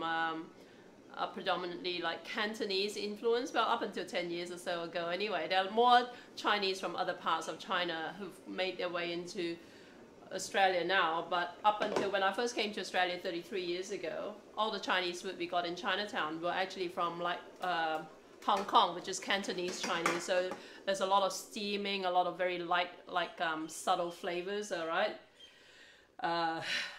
You have to actually go out to the suburbs in Australia to get all the weird, like sweet and sour. Well, I mean, yeah, I guess you could get it in Chinatown, but you know, the suburbs would still have the Chinese food that I think you Americans would be more familiar with, like the sweet and sour pork and the lemon chicken and, you know, whatever else goes with duck sauce over here. But other parts of China, like, you know, there's actually a part of China where they actually are Muslim and they serve like these kind of like grilled lamb kebabs and all that sort of stuff, which is really unusual to me, you know. So we're getting some restaurants like that over here, and then you get the Sichuan flavors, which are the, you know, somewhere, another part of China where the food has a lot of chili and all that in it. Yeah, it's all different. What about mustard? They include spicy mustard, which I know. No, we don't use mustard at all. That's to give you Chinese mustard. I love that mustard stuff. What's a good hoisin to buy? Good question. If you know Lee Kum Kee, I think Lee Kum Kee is available in America. Lee Kum Kee is a pretty good brand for most things. I'm not being disparaging. It's a pretty reliable brand quality-wise. All right, so you can't really go wrong with Lee Kum Kee. I use Lee Kum Kee soya sauce for my char kway teow sauce, the recipe of which is in my cookbook, but it's quite an intense, strong flavored soya sauce, okay? It's also the same soya sauce that all we Malaysian restaurateurs use in our recipes as well. Hoisin sauce brand we buy is Tong Chun, made in Hong Kong, tall, thin glass bottle. Okay, that's interesting. Chinese takeouts when I haven't had Chinese food for more than 2 days, especially when we're traveling out of New York. I'm really lucky where I am in Orlando. We have a really large Vietnamese population, so we have a lot of authentic places. I can't speak Vietnamese, so it's always an adventure to read the menu. Yeah, Vietnamese food, right, is more Asian than American Chinese food, in my opinion. I've had Vietnamese food in Orlando, I think. To be fair, I was only there for like a few days. I think I've had it in Orlando. It's good. Yeah, they do a pretty good job of it. Not quite as evolved as the Vietnamese food we get in Cabramatta here in Sydney, Australia. But we've got a huge Vietnamese community here in Sydney, so we're very lucky that way. Okay, so this is turning out pretty good. I quite like the 50-50 ratio. I know that I Bake actually warned me that she didn't think this would be a very good recipe to go with, but I think it's holding up pretty well. At least compared to my other one, which was based on, like I say, it's from a prepared bag that I bought, right? Because nowadays you can buy at Asian grocery stores, you can buy all these pre-mixed flours. And sometimes they might be like a dumpling flour, a steamed bun flour or whatever. But essentially it just saves you the effort of like having like 2 or 3 different flours that you're going to mix together in theory. So I don't usually buy it, but for whatever reason, I think I bought it because I was intrigued by the picture over here. Okay, so this is a pre-mixed flour, which didn't turn out very well for me, but for all I know, it could be because it's old. It's been sitting around for years. Well, not for years, probably a year maybe. What recipe is that, Jack? 50-50. It's one of those that you sent me the link to. You actually mentioned that you think there was too much tapioca flour in the recipe in your email. But it's from theravenouscouple.com. So if you have a look, if you dig up our old recipe, I haven't responded to you, but I do read your emails. But I think you said that you thought that the second recipe might work better. And the second recipe was actually 250 grams rice flour to 45 grams tapioca flour plus 45 grams potato flour, potato starch, which I didn't have. So I skipped making that. And I would have gone ahead and made one that's just rice flour plus tapioca flour, but I dug up in my pantry this one actually, which contains tapioca flour and rice flour at a 9:1 ratio, okay? So I figured I'll just use that instead. But yeah, see, this is how it's turned out. But you're right, whoever it was who said that it might be more suited for noodles than for stir fries, because it is actually quite sticky. But let's cut some out and try and see how it tastes.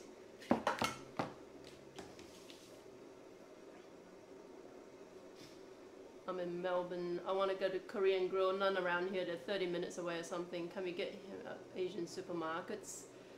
Does the Panda Express look like in the mall? All we want is just rice. I thought thoughts on good oyster sauce. The recipe my friend taught only had rice flour. Ah, that's interesting. That's interesting. Only rice flour. I want to cook this a little bit further. As far as oyster sauce, you know, let me see, which one have I got here today?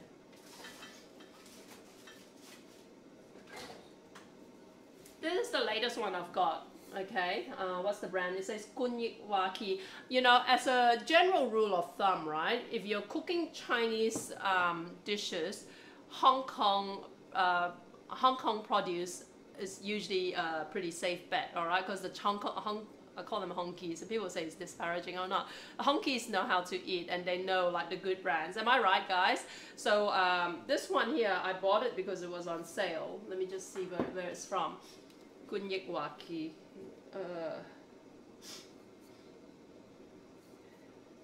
Made in Hong Kong, all right? So this is from Hong Kong. Lee Kum Kee is, where's Lee Kum Kee from? Oh, it's from China. But it would have originally been from Hong Kong, all right? Lee Kum Kee is a pretty safe bet as far as Asian sources. But yeah, anything that says made in Hong Kong, usually... And I cook, I bake, and this one, Mommy, don't know our bias against mainland China. If you come from Malaysia and you're Chinese, like us, all three of us are Chinese, right? We have a kind of like a natural inbuilt suspicion of anything that comes from China. But anything from Hong Kong is usually like a good bet, all right? But yeah, but like I said, you know, a lot of manufacturing has since moved to China anyway, so it's all good. But yeah, look, I don't know Taiwanese food. I don't know, you know, their produce and stuff like that. But if I were looking for stuff, you know, whether I was buying dry noodles or buying sauces and all that, usually if they were Chinese recipes, I would go for something from Hong Kong. And if it were a Malaysian recipe, I'll go for something from Malaysia, you know. That's so true about China. Honky is a slur against white people. I know it is. I don't really like the Lee Kum Kee hoisin, so I'll keep an eye out for Tong Chun. Oh, is that right? You don't like the Lee Kum Kee hoisin? You know what? What we do with the hoisin sauce, I always tell people, like, I always taste test it to see what it's like, and then adjust it. You know, if I think it needs more sugar, I would I would dilute it with water and add a bit more sugar to it, and that's how I used to use it for this particular dish when I sold it at my restaurant, all right? Because I used to sell this with stuffed vegetables, you know, the yong tau fu. Let me just put more oil on this. But Bunchun is another brand that's quite popular, and you can buy them, well, I do anyway, buy them in, the Panda, I think the Panda brand got taken over by Lee Kum Kee or whatever it is as well. That's another brand that we used to use for my business.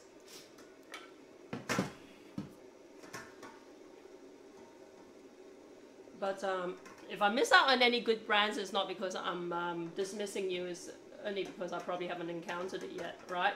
But as far as oyster sauce, look, like I said, if it's from Hong Kong, it's a safe bet. I've bought one from Thailand before, and I found it noticeably sweeter than the Hong Kong one. It was still nice, mind you, but it's just you got to keep in mind the Thais tend to have a sweeter palate than, you know, people from other parts of Asia. So yeah, I found it sweeter. And again, I bought it because it was on sale.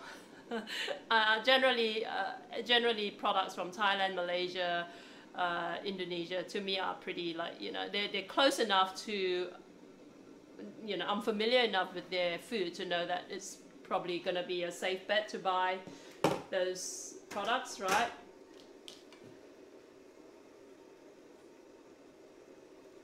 Okay. So this is it's getting quite thick. Okay, let's start making the sauces for these. We're going to be here all day. Do the same for oyster sauce. Regular premium drives me crazy at the supermarket. Yeah, that's right.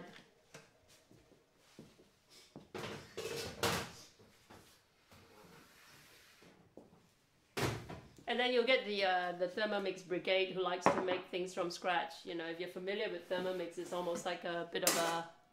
The Thermomix is basically like what I used earlier to blend the batter with, but the people who like the idea of owning a Thermomix, they like the idea of making everything themselves, you know. So I mentioned about making your own rice flour. You could, in theory, make it in your Thermomix, you know, just stick some raw rice in it and whiz it till it's ground to a powder sort of thing. So the Thermomix brigade likes the idea of like going back to nature, making things yourself. So I have been asked by them about how to make your own oyster sauce.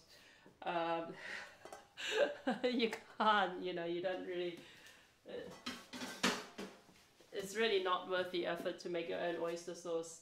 But I mean, there's this legend about how oyster sauce got invented. Supposedly some guy was boiling some oysters and then he forgot to turn off the heat, and then it caramelized, and that's how oyster sauce came about.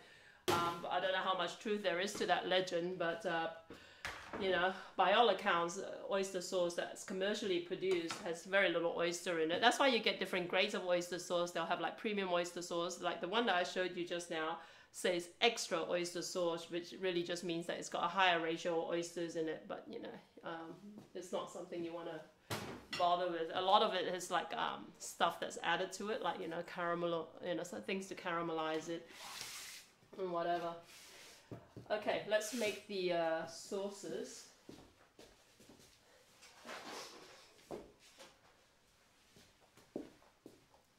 And, you know, if you're eating something like this, and we can try and pan fry this as well and see how it turns out. Okay, these are the ones with the filling in it.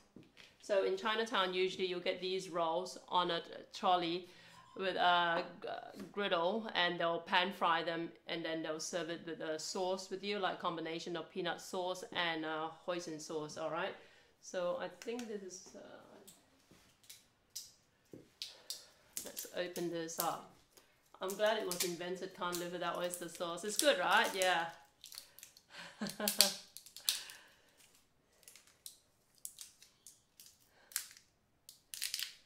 But yeah, I mean, the Thermomix brigades asked me about making your own soya sauce. Nobody, no Chinese in their right mind thinks about, oh, I better go and make myself some soya sauce. Nobody does that, all right? There's these white people, you know, who are a little bit like too into making things yourself. Okay, let's turn this around.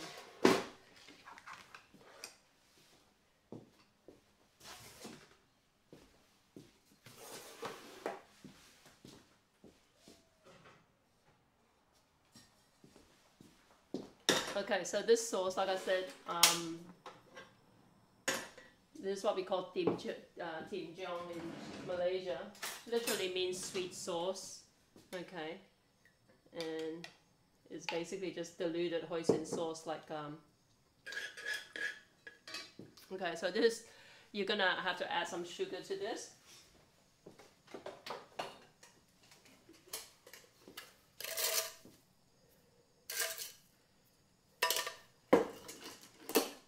And some water.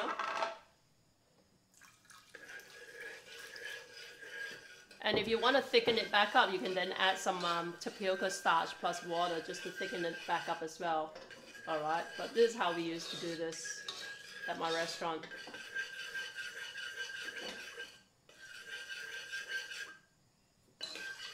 And then we would serve it also with some chili sauce, but this would be chili sauce from a bottle, similar to sriracha.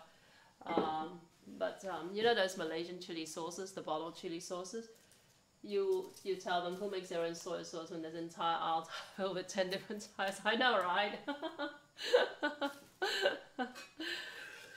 And of course, you know, I'm obliged to then Google how do you make your own soy sauce. It's not worth it. Nobody does it because you got to ferment the soybeans for like months or something like that. Something ridiculous.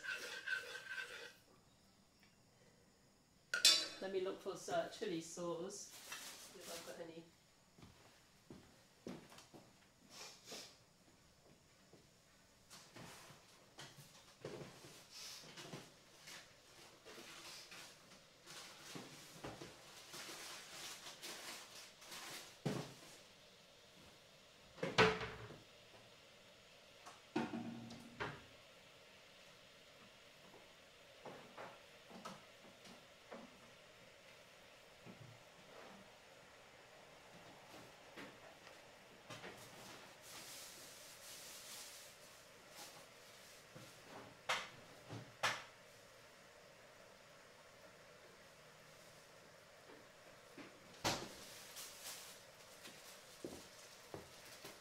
Alright, I'm going to actually tell them what makes your... Ours is always the front page. Somebody's jealous. Alright, so you've dissolved the sugar. And like I said, this is quite runny now. You can thicken it up some more, but we're going to leave it as that. And let's just tip it out.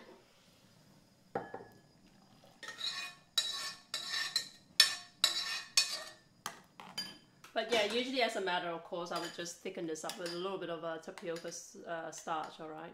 You know what, maybe let's do that. Let's tip it back in. And so to thicken any Asian sauce, a bit of water, a bit of tapioca starch,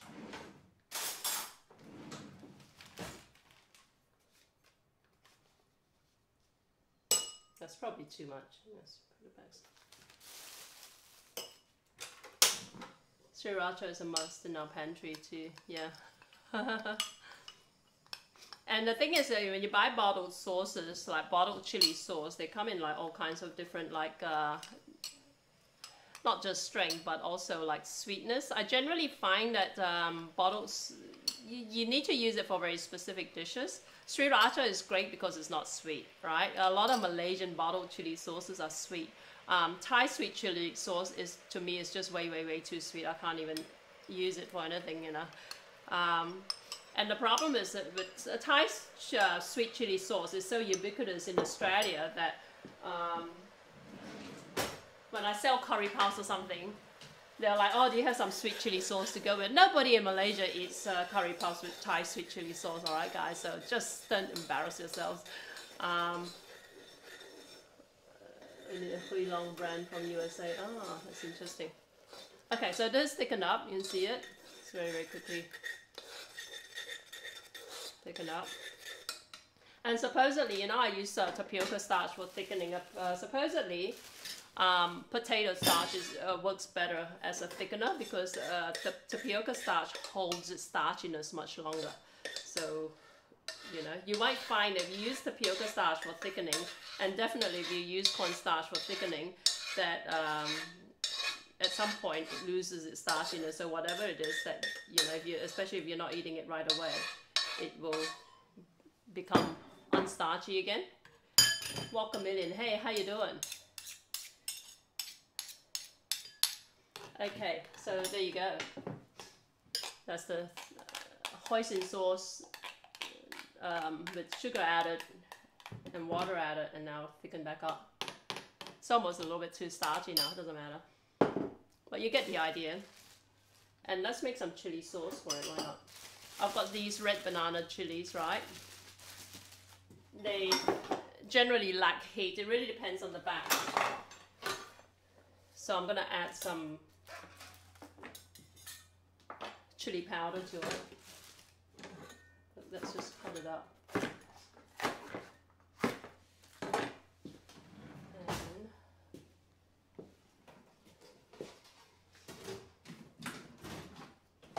I'm going to use the Thermocook this time. It works the same as a Thermomix. Alright, so it can cook for you, but I'm just using it as a food processor in this instance. So just some chunks of chili.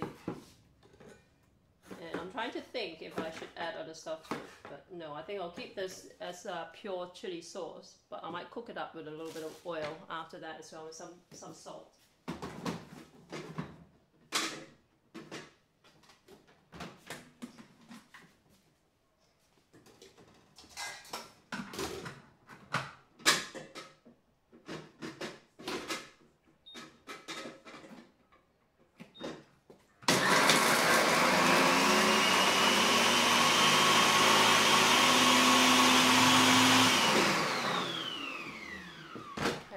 See how this looks.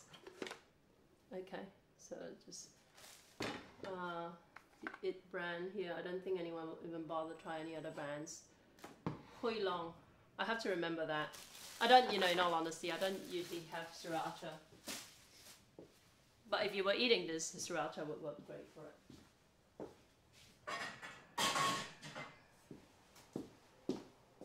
Alright, so let's heat this up. And the reason I'm cooking it up is that it will just at least add to the longevity. So no heat in it at all. It tastes virtually like capsicum or those big peppers that you get.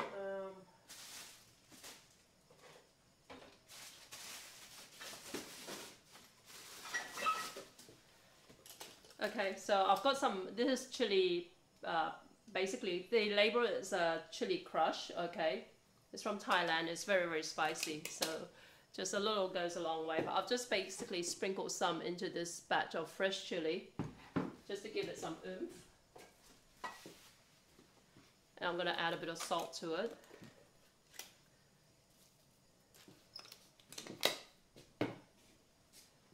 And let's scoop it up. Where's my spatula? Okay, here you go. It's got the rice flour on it. So you can process this more fine as well if you like. Alright, I'm just not really that focused on it.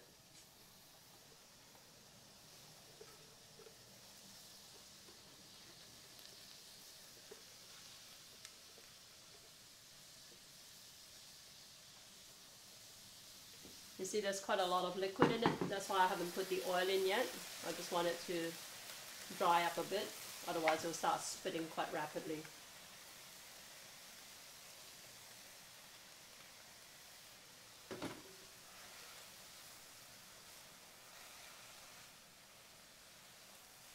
It's still quite chunky actually, the chili, but if you want it sriracha smooth, you can blend it like much, much finer.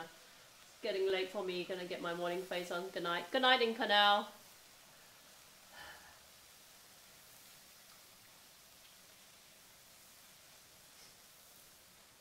Okay, so it's got a little bit more oomph to it now.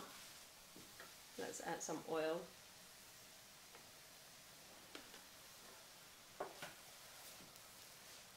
And if you want to go fancy, you can add garlic and all that sort of stuff in this, or even onion, right? But I'm just keeping this as, you know, a basic chili paste thing.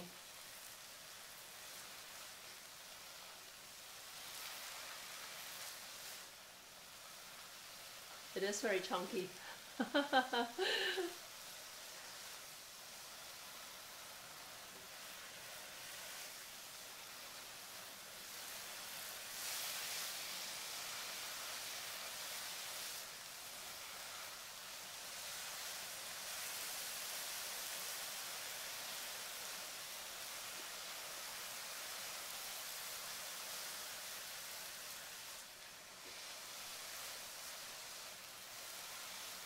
So if you can actually serve the chili without frying it up. The frying just adds a little bit of, like I say, it helps it keep better in the fridge as well. But also, it just gives it a nicer, like roasted undertone to it, which is, you know, which might work with, you know, certain dishes, might not work with others. With other dishes, you might be better off eating it raw, right? When I eat noodles in a soup, I prefer raw chili sauce, right? Depending, I mean, I also like the fried sambal. But it's all like to personal preference. Okay, I need my pan again. And this time we're gonna fry up these noodles and see how they turn out. Okay.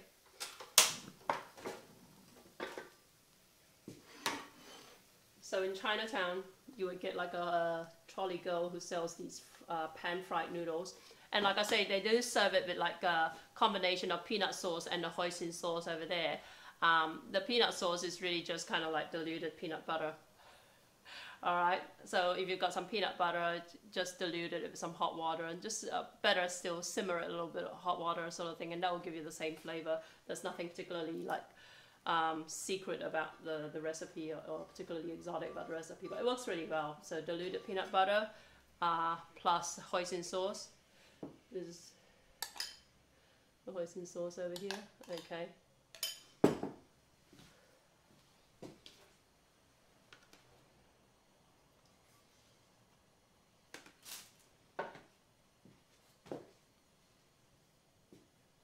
And just again, this lot was made with the recipe that consisted of 50% tapioca flour and 50% rice flour. And this was with 90% rice flour and 10% tapioca flour. Okay, it's much firmer. And the color is whiter as well. But I Cook, I Bake says her recipe actually uses 100% rice flour. So there are different ways to play around with this particular, like making your own rice noodles, okay? And again, like I said, you know, somebody else suggested some potato starch in it as well. But one thing they did all say is that you're meant to let the batter sit for like 2 hours or 4 hours, okay? So if you have the luxury of that, the extra time, do it and see if there's a difference as well, okay?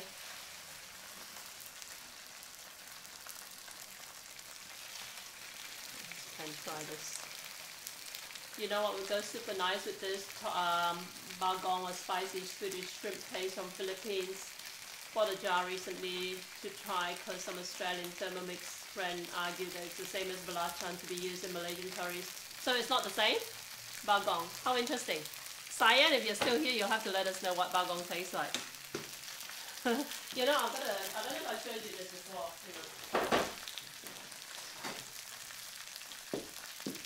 This is from Kelantan. This is called budu. B-U-D-U. So if you Google budu, I've never tried it before, but it's like diluted belacan, really.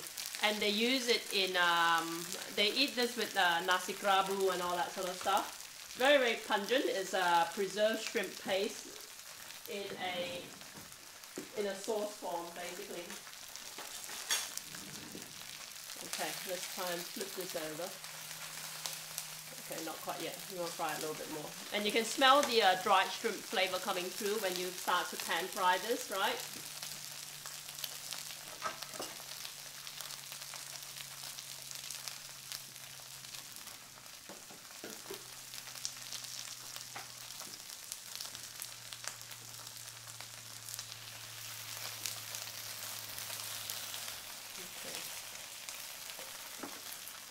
Alright.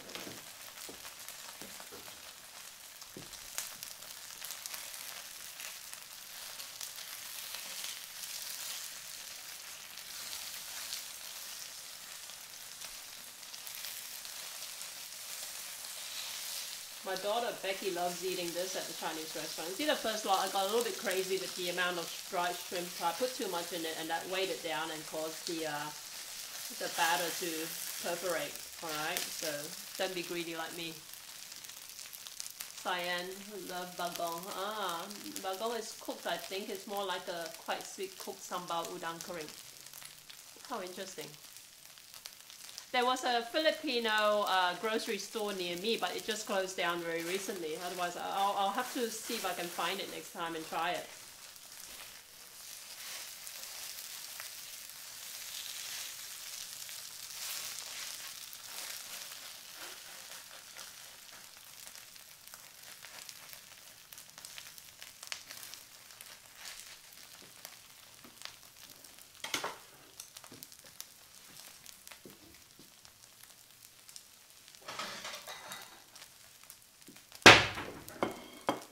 I don't know if I've got, I'm tempted to make the peanut sauce. I don't know if I've got some peanut butter or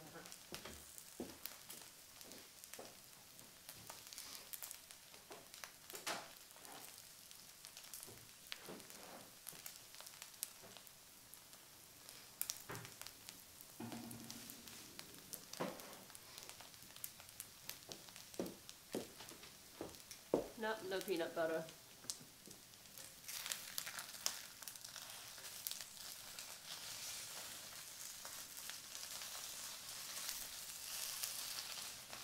Alright, that's done. Let's serve it out.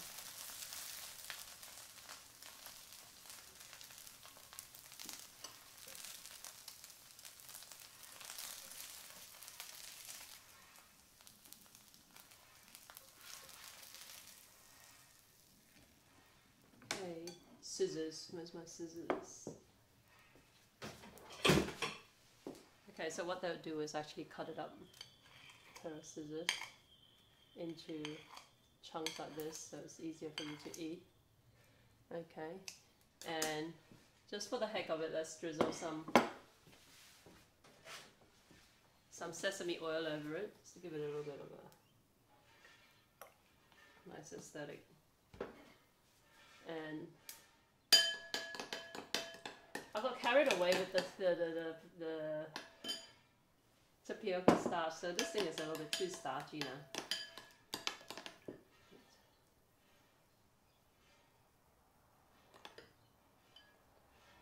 Otherwise I could drizzle this over it. Okay, and if you want, so this, you can put some fried onion over the top here.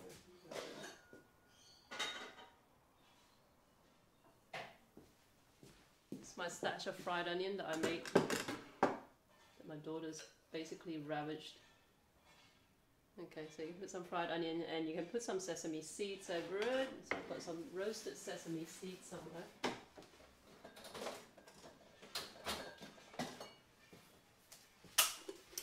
So there's just sesame seeds, it's kind of like pan fried, okay.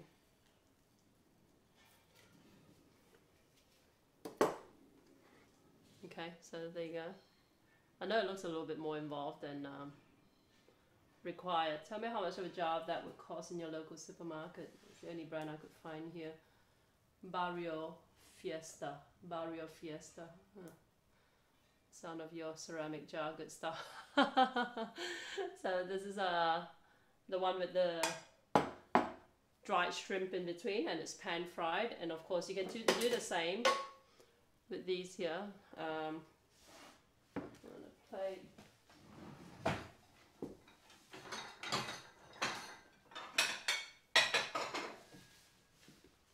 So what they used to do in Malaysia, the Ji Chong Fun guy, right, you'll hail him down and he'll be like on a scooter. Well, this is how I remember my experience of it. And he will actually snip this in here, right?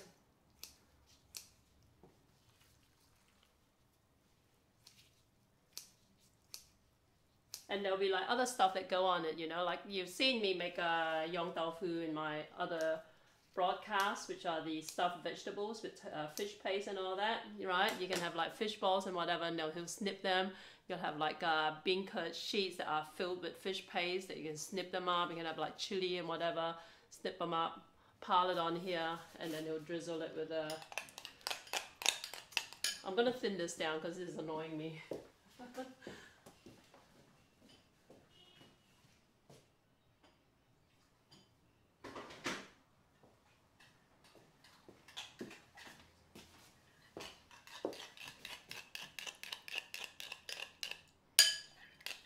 So this is a very typical breakfast thing in Malaysia. You can still get it in like, you know, if you go to the right places. In Kuala Lumpur, Jalan Imbi has this for breakfast. If you plan to visit KL. Okay, so put the sauce on. You want some chili, put some chili on it. And sesame seeds, right? You put a drizzle of oil over it, so if you want. And Petaling Street, which is KL's Chinatown, has this as well. Okay, so there's like the plain version, and remember in Penang they'll have that shrimp pasty sauce with it. Okay, so there you go. So we call Chi Chong Fan.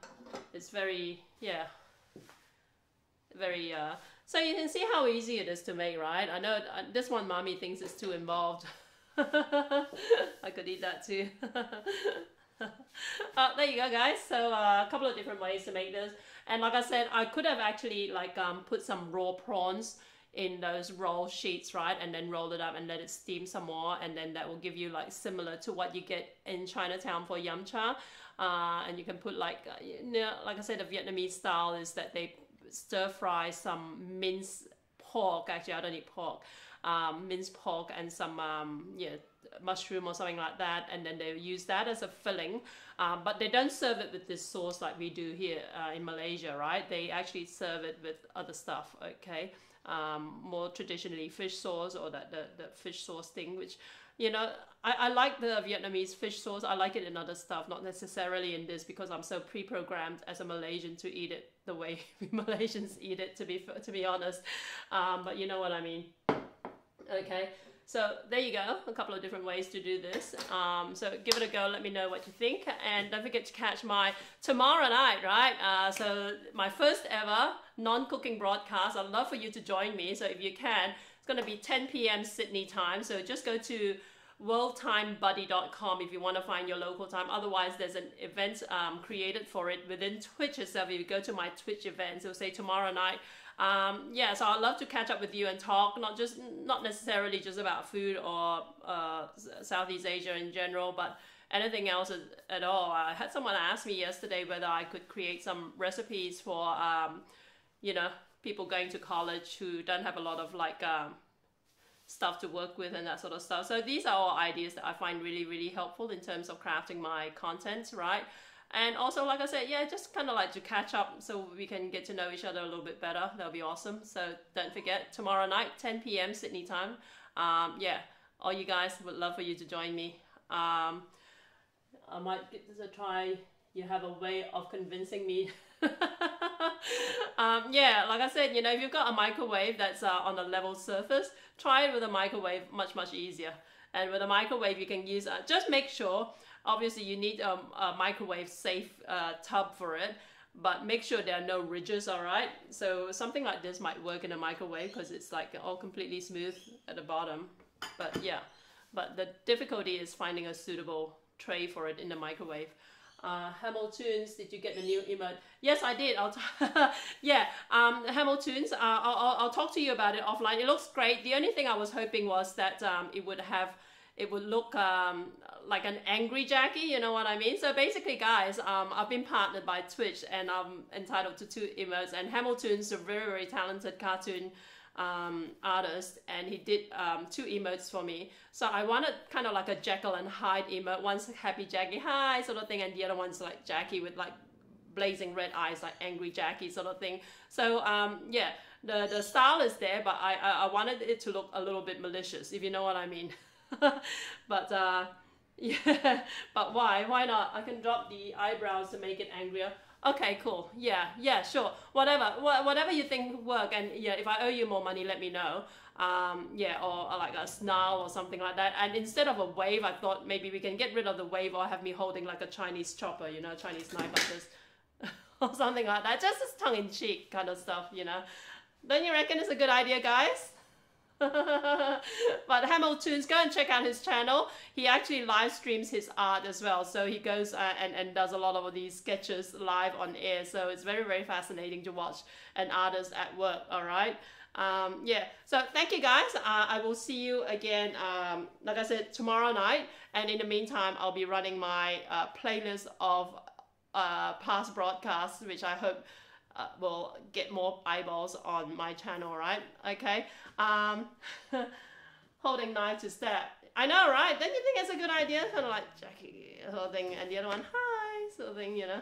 I don't know. That's just some ideas I thought of. Yeah. Okay, yeah, sure, no problems. Thank you so much for that, Hamilton. Sorry I didn't get back to you. I saw your message as I was headed out, and I was out like virtually like 20 hours, and then I got back and I've had a cold ever since, so I'm just kind of catching up with a lot of my work. So yeah, thanks again guys for following me, and I'd love to catch up with you tomorrow night in my kind of like community chat broadcast. And if nobody joins me, I'm just going to read a book, all right, live on air. So I will see you then. Ciao. Wrong one. Okay.